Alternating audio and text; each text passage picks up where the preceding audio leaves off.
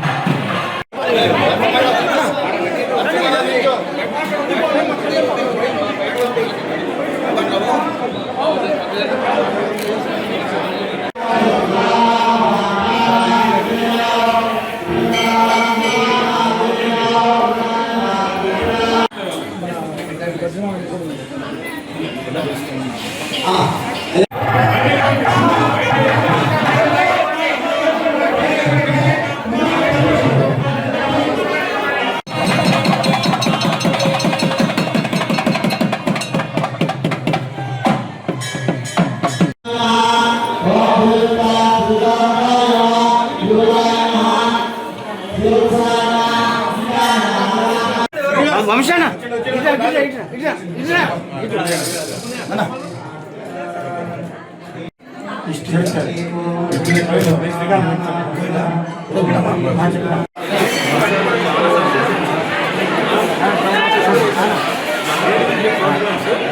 Successful అయిపోయింది.